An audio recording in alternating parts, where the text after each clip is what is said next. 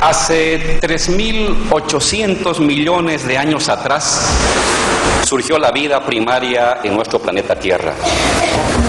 Desde entonces, al menos en 5 ocasiones, el mundo ha sufrido extinciones masivas que pusieron en riesgo la continuidad de la vida. Hace 430 millones de años, un enfriamiento global acabó con el 80% de las especies vivas del planeta. Hace 360 millones de años atrás, un calentamiento global redujo el oxígeno de los océanos, extinguiendo el 77% de los seres vivos.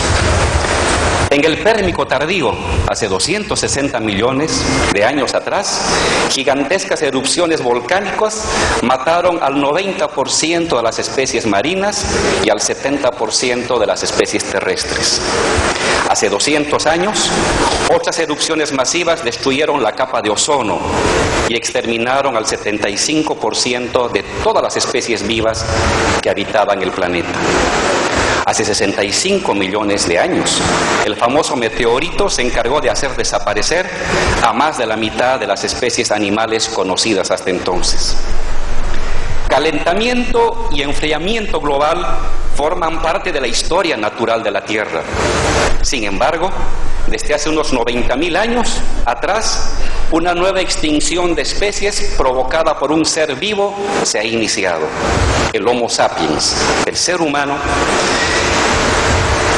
que inicialmente surgió en el África y que luego va a migrar a otros continentes, introdujo inicialmente la caza masiva que llevó a una disminución acelerada de los mamíferos grandes que dominaban la Tierra. La agricultura, iniciada hace 13.000 años atrás, modificó drásticamente la superficie terrestre, llena de bosques. Y ahora, la revolución industrial no solo ha provocado que en los últimos 200 años se incremente en un 400% la extinción de las especies humanas, sino que la actividad humana está llevando al planeta a un nuevo calentamiento global, cuyas consecuencias ponen en riesgo la vida entera. Cambios abruptos del clima, sequías prolongadas en regiones anteriormente húmedas, deshielos de antiquísimos glaciales que suben el nivel del mar, cataclismos ambientales, huracanes con fuerza nunca antes vista, desbordes crecientes de ríos, son solo unos cuantos de los efectos de lo que el ser humano está provocando en los últimos 200 años. No obstante, la manera en que las catástrofes ambientales afectan la vida de la humanidad no es homogénea ni equitativa, mucho menos lo es la responsabilidad de cada ser humano que tiene en el origen. En la última década se puede constatar que las catástrofes naturales más importantes están presentes por todo el globo terráqueo, sin diferenciar continentes o países. En ese sentido, existe una democratización geográfica del cambio climático.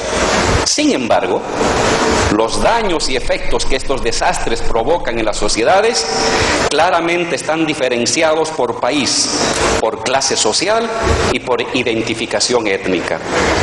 De manera consecutiva hemos tenido periodos 2014-2016, los años más calurosos desde 1880, lo que explica la disminución en el ritmo de lluvias en muchas partes del planeta.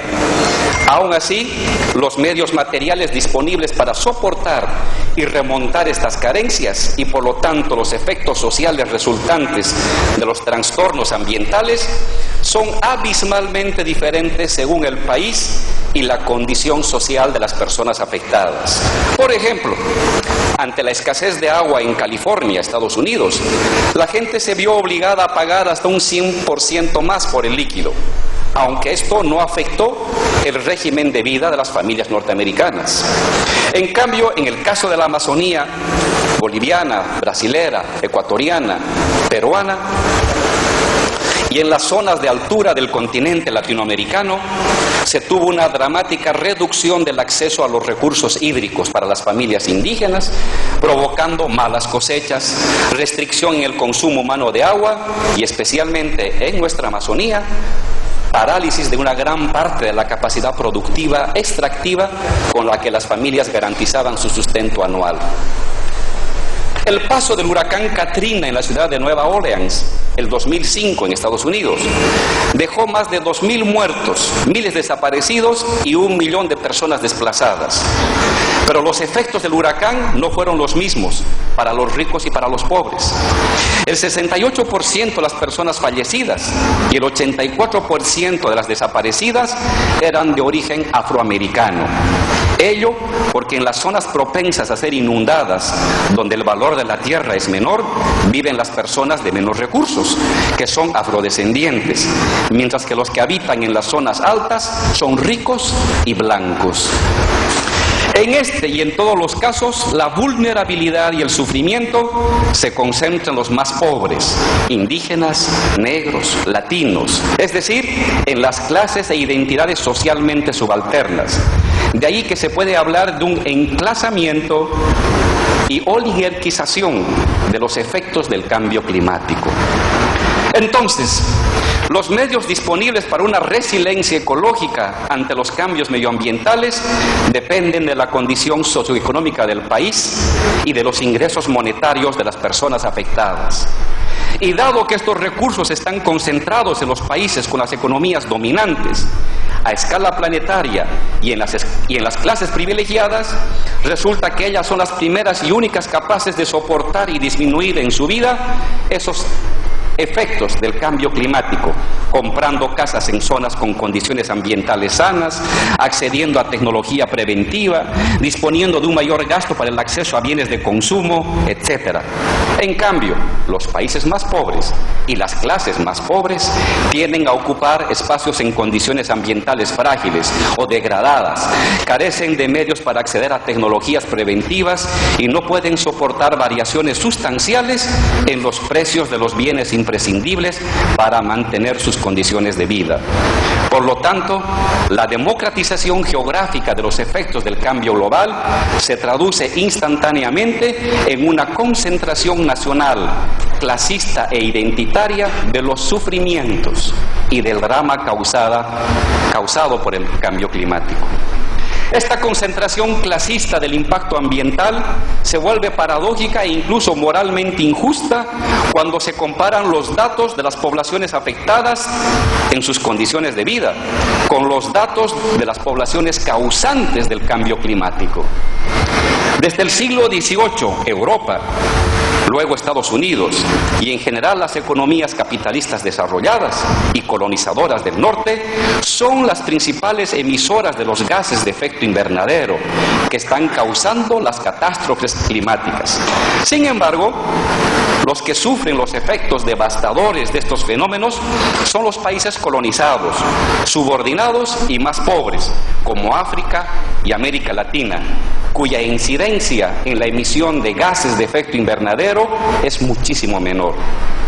Según los datos del Banco Mundial, Kenia contribuye con el 0,1% de los gases de efecto invernadero, pero las sequías provocadas por el impacto del calentamiento global llevan a la hambruna a más del 15% de su población. En cambio, Estados Unidos, que contribuye con el 15% de los gases de efecto invernadero, la sequía solo provoca una mayor erogación de los costos del agua, dejando intactas las condiciones básicas de vida de sus ciudadanos. En promedio, un alemán emite 9.2 toneladas de CO2, de dióxido de carbono, que provoca el calentamiento global, en tanto que un habitante de Kenia solo 0,3 toneladas. No obstante, quien lleva en sus espaldas el peso del impacto ambiental es el ciudadano de Kenia y no el alemán.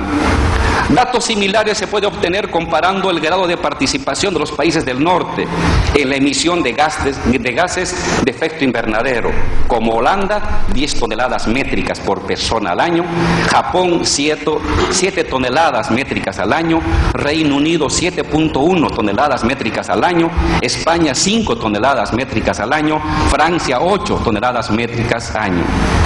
pero ellos son países con alta resiliencia ecológica, es decir, con recursos económicos suficientes para mitigar el impacto del cambio climático en sus habitantes. En cambio, países del sur con baja participación en la emisión de gases de efecto invernadero como Bolivia, 1.6 toneladas, Paraguay, 0.7 toneladas, India, 1.5 toneladas, Zambia, 0.2 toneladas, son los que están atravesando dramas sociales producidos por el cambio climático generados por otros países. Tenemos entonces una oligarquización territorial de la producción de gases de efecto invernadero, una democratización planetaria de los efectos del calentamiento global, pero una desigualdad clasista y nacional de los sufrimientos y de las conmociones medioambientales. En otras palabras, los culpables del calentamiento global no sufren los efectos de la catástrofe ambiental.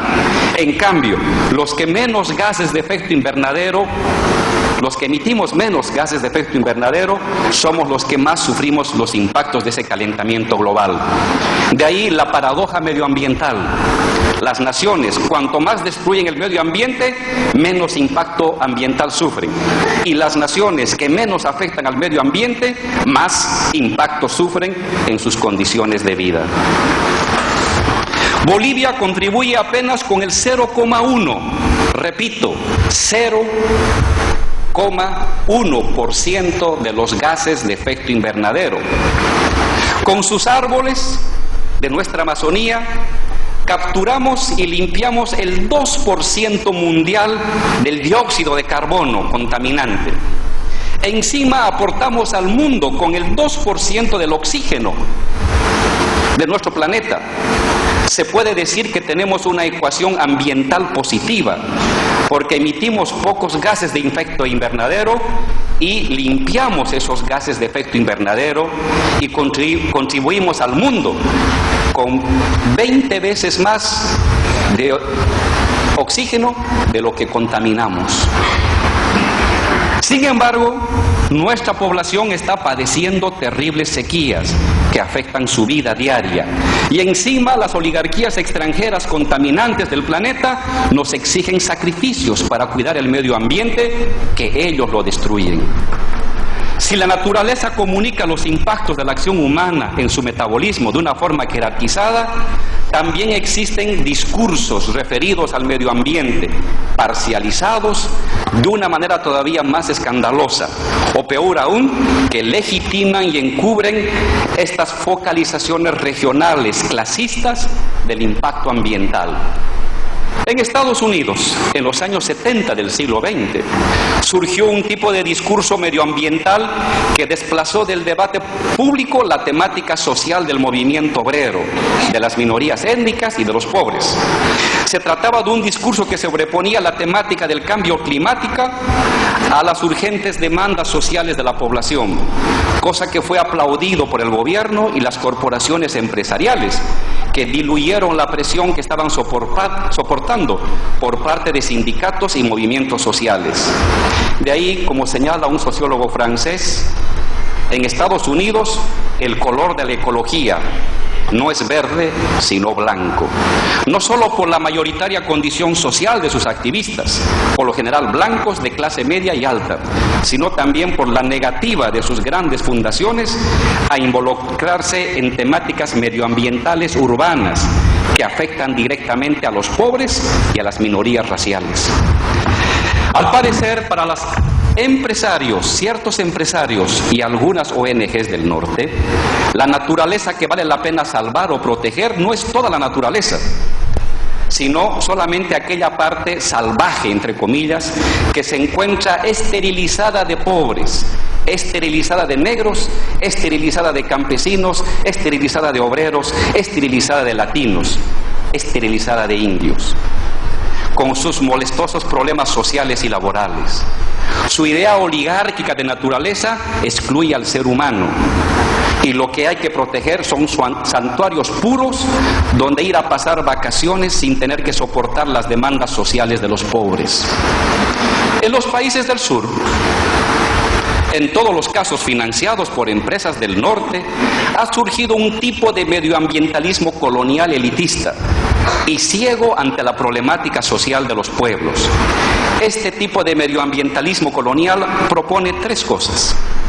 En primer lugar, el fomento de la autoculpabilización ambiental de los países pobres. Y eso lo logran distribuyendo la responsabilidad del cambio climático de manera homogénea, es decir, haciendo responsable de igual magnitud a países pobres como a países ricos. De ahí que para estos medioambientalistas coloniales, talar un árbol para sembrar alimentos en un país pobre tiene tanta incidencia en el cambio climático como instalar una fábrica de millones de automóviles contaminantes en un país desarrollado. Y como en la mayoría de los países subalternos existe una apremiante necesidad de utilizar los recursos naturales para aumentar la producción alimenticia u obtener divisas a fin de acceder a tecnologías y superar las precarias condiciones de vida heredadas tras siglos de colonialidad, entonces para estas corrientes ambientalistas coloniales, los mayores responsables del calentamiento global son estos países pobres que están afectando a la naturaleza. No importa que su contribución a la emisión de gases de efecto invernadero sea del 0,1, como en el caso de Bolivia, o que el impacto de los millones de coches y miles de fábricas de los países del norte afecte 100 o 1000 veces más al cambio climático. Para ellos, como todos son igualmente responsables, la culpabilidad del país desarrollado la carga en los hombros del país pobre. De esta manera, un campesino de Kenia que transporta sus alimentos en la espalda, carga también en sus hombros la responsabilidad de la contaminación de los 5 autos y de los miles de litros de gasolina contaminante de cualquier familia norteamericana o europea. Surge así una naturalización de la acción antiecológica de las economías de los países ricos, de sus consumos y de su forma de vida cotidiana, que en realidad esos son los causantes históricos de las catástrofes medioambientales. Esta esquizofrenia llega incluso a tales extremos que no faltan parlanchines que reciben jugosos salarios en dólares, que señalan que la reciente sequía en la Amazonía es responsabilidad de unos cientos de campesinos e indígenas que habitan sus parcelas familiares y que se han puesto a cultivar alimentos, y no, por ejemplo, del incesante consumo de combustibles fósiles, que en un 95% proviene de 20 países altamente desarrollados e industrializados del norte. Un segundo componente de esta construcción discursiva colonial es el apoyo a la financiarización de la degradación ambiental. En los países capitalistas desarrollados ha surgido una economía de seguros y de reaseguros expansiva y altamente lucrativa que protege a las empresas multinacionales, gobiernos y personas de catástrofes ambientales. Con el silencio cómplice del medioambientalismo colonial, el desastre ambiental ha devenido también en un lucrativo y ascendente negocio de aseguradoras y reaseguradoras que protegen las inversiones de grandes empresas contra crisis políticas, contra cataclismos naturales, mediante un mercado de bonos catástrofe, según el Banco Mundial, volviendo al capitalismo resiliente al calentamiento global. En los países del sur, a través de algunas fundaciones y algunas ONGs, las grandes multinacionales del norte financian supuestas políticas de protección de los bosques. Todo a cambio de certificados de emisión reducida, CER, que se cotizan en los mercados de carbono. De esta manera, por una tonelada de CO2 que se deja de emitir en un bosque de la Amazonía, gracias a unos miles de dólares entregados a una ONG que impide su uso agrícola, una industria norteamericana o europea de armas, autos o acero que utiliza el carbón y emite gases de efecto invernadero puede mantener inalterable su actividad productiva sin necesidad de cambiar de matriz energética o de reducir su emisión de gases, ni mucho menos parar la producción de sus mercancías medioambientalmente depredadoras. En otras palabras, a cambio de $100,000 invertidos en un alejado bosque del sur y canalizada por una ONG ambientalista, la empresa del norte puede ganar y ahorrar cientos de millones de dólares, manteniendo la lógica del consumo destructiva inalterada. Así, hoy el capitalismo depreda la naturaleza y eleva las tasas de ganancia empresarial. Convierte la contaminación en un derecho negociable en la bolsa de valores. Hace de las catástrofes ambientales provocadas por la producción capitalista una contingencia sujeta a un mercado de seguros. Y finalmente, transforma la defensa de la ecología de los países en el sur en un redituable mercado de bonos de carbono concentrado por las grandes empresas y países contaminantes. Por último, este tipo de colonialismo ambiental recoge del norte el divorcio entre naturaleza y sociedad, con una variante. Mientras que el ambientalismo dominante en el norte propugna una contemplación de la naturaleza purificada de seres humanos, su política de exterminio de indígenas les permite ese exceso. El ambientalismo colonizado en el sur, por la fuerza de los hechos, se ve obligado a incorporar a este tipo de naturaleza idealizada a los indígenas que inevitablemente habitan en el bosque. Pero no a cualquier indígena, porque para ellos el indígena aymara o el indígena chimán que cultiva la tierra para vender en los mercados, el que reclama un colegio, hospital o carretera, no es un verdadero indígena, sino un falso indígena, un indígena a medias, en proceso de campesinización, de mestización. Por tanto, para ellos sería un indígena impuro. Para el ambientalismo colonial, el indígena verdadero es un ser carente de necesidades sociales, que no necesita ni comercio, ni transporte, ni colegios, y que debería vivir como hace 500 años para ser fotografiado para la postal del turista extranjero. En síntesis, hoy no hay nada más intensamente político que la naturaleza y el debate sobre el medio ambiente.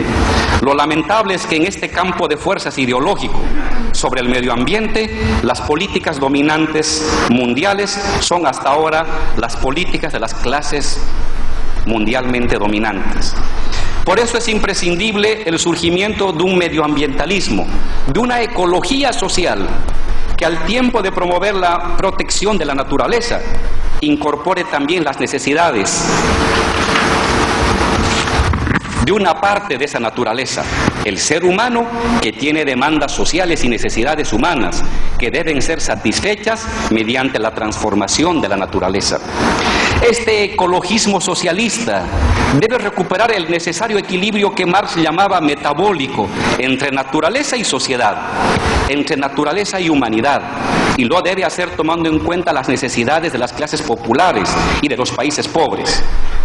Pero, por sobre todo, debe denunciar una infame división del trabajo mundial medioambiental entre, por una parte, países ricos del norte que consumen mercancías alocadamente, que llenan la atmósfera de gases contaminantes, que destruyen sus bosques y tienen sus necesidades humanas satisfechas. Y por otra parte, países pobres del sur, que sufren drásticamente el efecto invernadero, tienen condiciones de vida precaria y se los quiere obligar a convertirse en cuidadores petrificados de bosques que solo benefician a los países depredadores del norte. Un verdadero equilibrio entre madre tierra y ser humano requiere previamente un equilibrio entre pueblos del norte y pueblos del sur, entre ricos y entre pobres. Requiere una redistribución planetaria de la riqueza que saque de la pobreza a millones de seres humanos del sur para que ellos no se vean obligados a usar el bosque o las energías fósiles. No se puede pedir a un campesino del sur que no siembre alimentos en el bosque, que no tale un árbol que garantiza oxígeno para todo el planeta, cuando todo ese planeta del norte no le da nada a cambio a ese campesino del sur. Y encima, los del norte destruyen el medio ambiente en una orgía de consumismo que no tiene límite. Solo cuando el norte decrezca, ya no crezca, sino decrezca, cuando sus chimeneas industriales se paralicen, cuando sus bolsas de valores se desplomen, cuando sus megaautopistas se llenen de bicicletas, solo cuando el norte reduzca su consumo de combustibles fósiles, solo cuando el norte deje de emitir sus millones de toneladas de veneno al aire, solo entonces los países del sur podrán implementar políticas de protección ambiental en beneficio del resto de la humanidad. Mientras tanto, el sur y Bolivia tienen el derecho histórico y moral de buscar la mejor forma de satisfacer sus necesidades humanas básicas. Hoy, al celebrar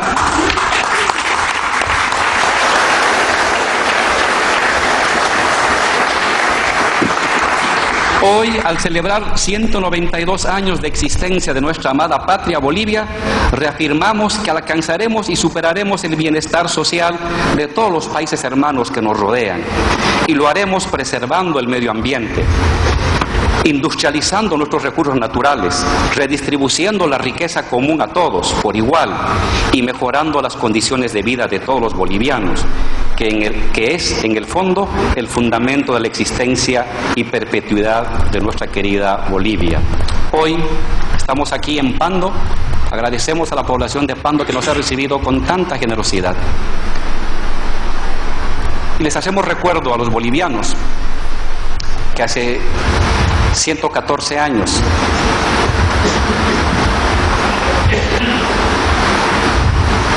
cuando perdíamos el territorio del Acre, tardábamos 6 meses en llegar acá y nos movilizamos no más de 3.000 personas.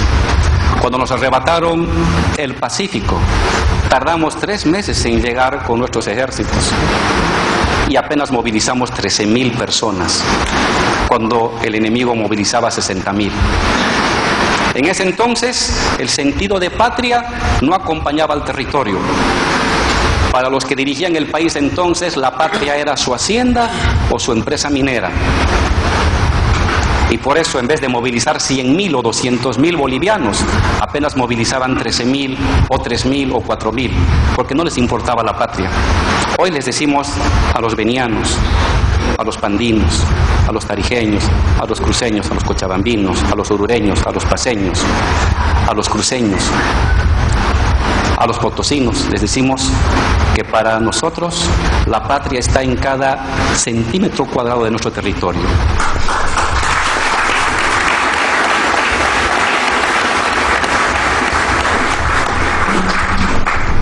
Para nosotros, donde hay un boliviano, donde hay 1 milímetro cuadrado de territorio, ahí está el Estado en pleno. Por eso hoy, acá, en este lugar anteriormente alejado, a los que nadie quería venir a visitar, menos gobernantes, estamos todos, gobernantes, asamblea, para rendir nuestro tributo por nuestra querida patria Bolivia. ¡Que viva Bolivia! Muchas gracias.